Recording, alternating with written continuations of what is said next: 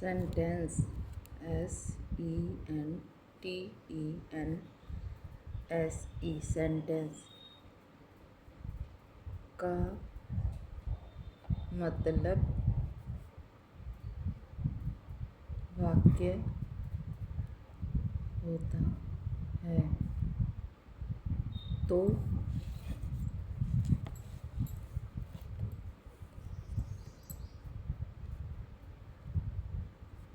अब आपको समझ में आ गया होगा कि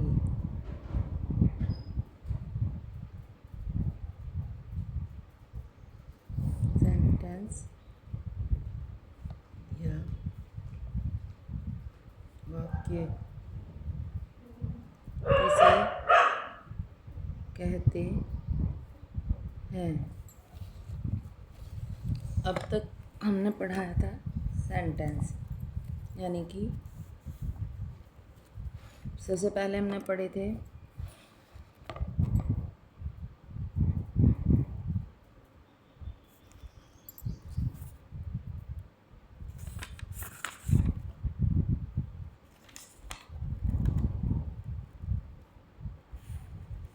लेटर। हमारी ग्रामर में 5 लेटर होते हैं। A E I O U, ये हैं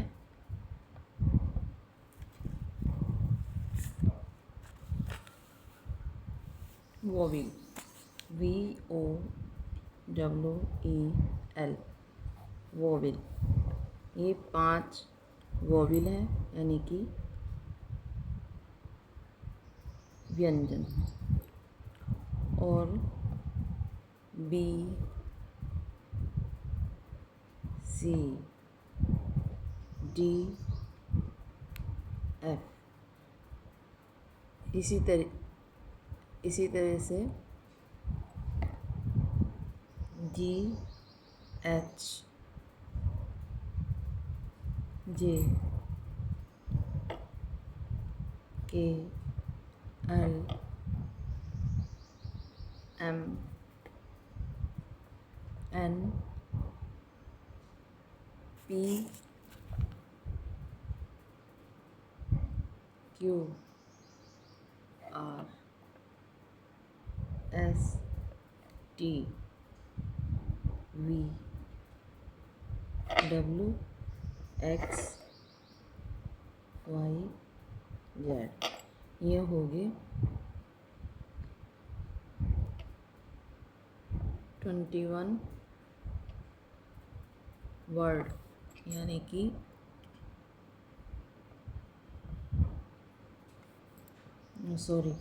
ये AEIOU ये हो गए वोवेल, यानी कि स्वर।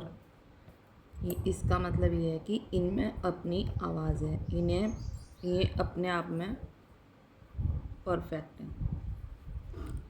ये जो 21 शब्द हैं, ये अपने आप में परफेक्ट नहीं है, क्योंकि इन्हें बी जब हम बोलते हैं तो बाद में ई की आवाज़ सुनाई देती है, तो इन्हें कहते हैं व्यंजन।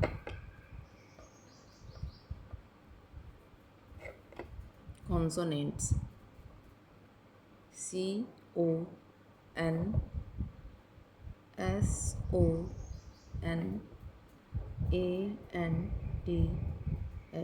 कॉन्सोनेंट्स। अगर एक अक्षर लिखा हुआ है तो ये है वर्ड। लेटर,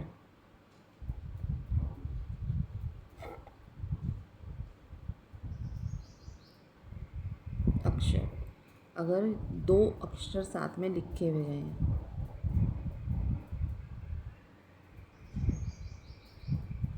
जैसे DO, तो ये हो गया शब्द,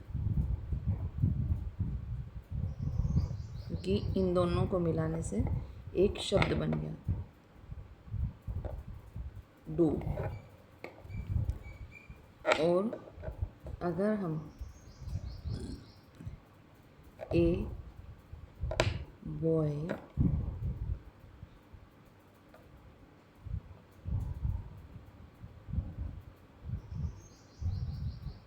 ate the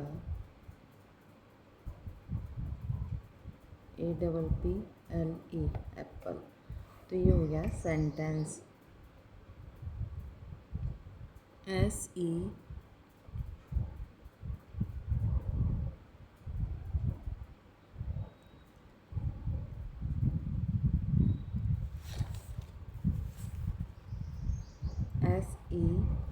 SENTEN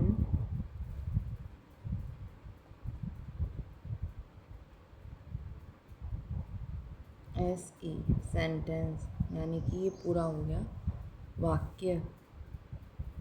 ये शब्द है, ये अक्षर है, ये शब्द है और ये पूरा वाक्य है। यानी कि हम इस वाक्य का मतलब ये है कि हमने अपनी बात पूरी तरह से बोल के पूरी कर दी है।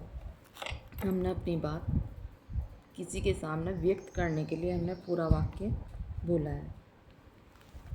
अब हम पढ़ेंगे टेंस।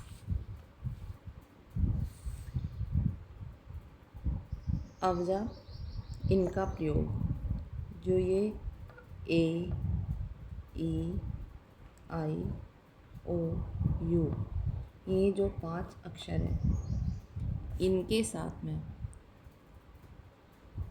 एन का प्रयोग होता है।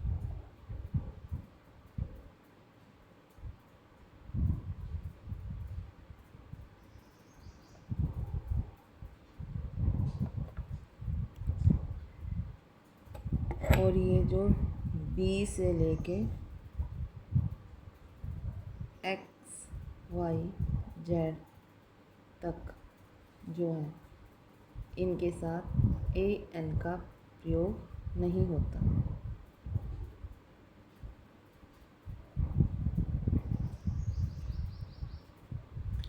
हमें अपनी बात कहने के लिए एक वाक्य की ज़रूरत पड़ती है, जिससे हम अपनी बात दूसरे को समझाने में सफल हो सके। कोई भी आदमी जब ही हमारी पूरी बात समझेगा जब हम उसके सामने अपना पूरा शब्द सेंटेंस बोल देंगे। बहुत कम जगह हमें एक वर्ड से या एक शब्द से काम चलाना पड़ता है।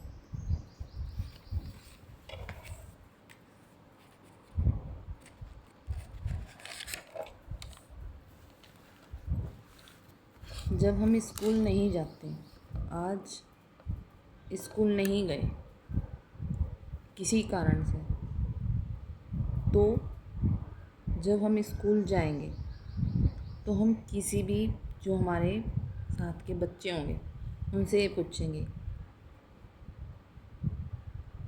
कल क्या पढ़ाया था।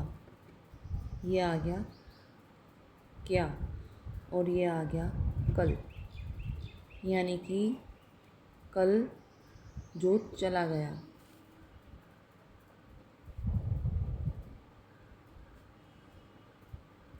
गया वो कल, यानी कि पास्ट। हिस्ट्री,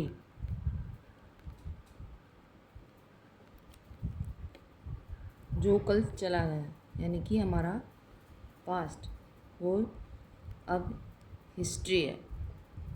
तो कल क्या पढ़ाया था, क्या यानी कि प्रश्नवाचक। इसका मतलब ये हुआ कि अगर हम डेली में भी प्रश्नवाचक शब्दों का प्रयोग करते हैं,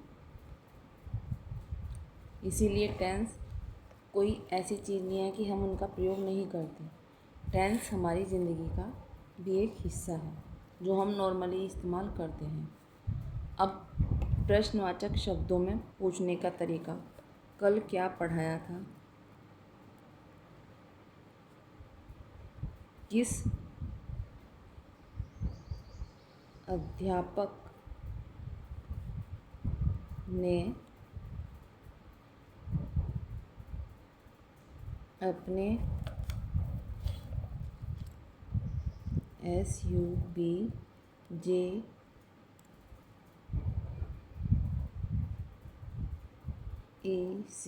सब्जेक्ट में क्या काम करवाया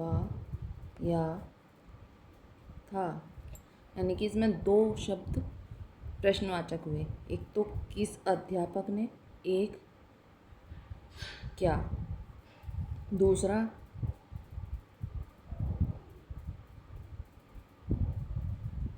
कौन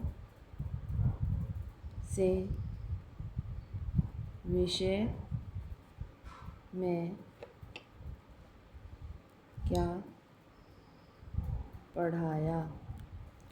अब इसमें भी दो शब्द इसमें, एक तो कौन और एक क्या।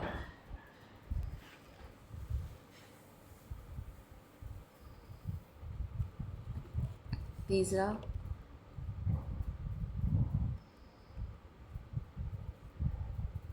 कितने अध्यापक पढ़ाने आए थे। इसमें भी एक शब्द आया कितने।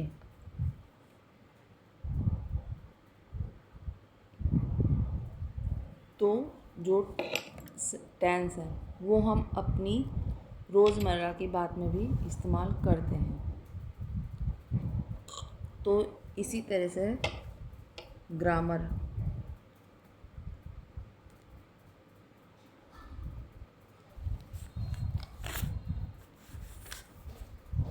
GRAMMAR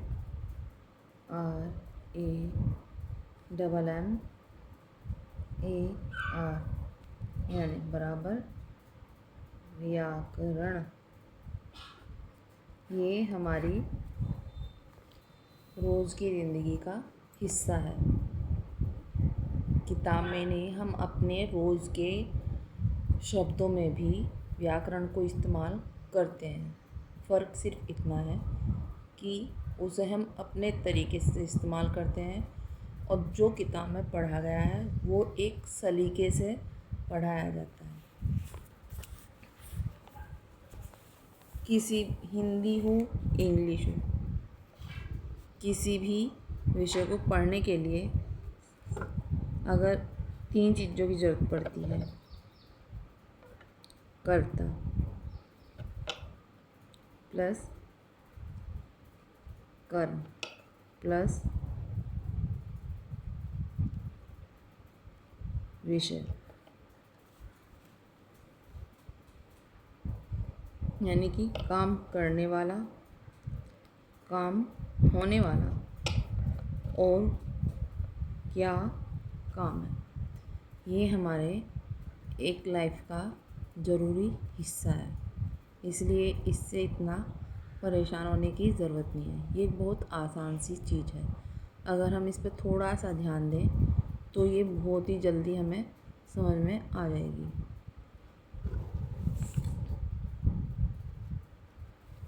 इसे कहेंगे subject, SUBJECT subject.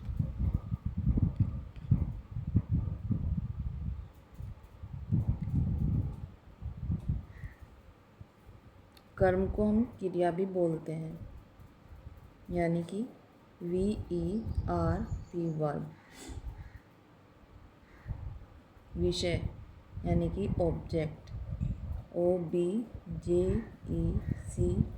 Object. Subject जो काम करने वाला है, क्रिया जिसके द्वारा काम किया जाता है या सहायता से काम किया जाता है, ऑब्जेक्ट जो हमारा काम है।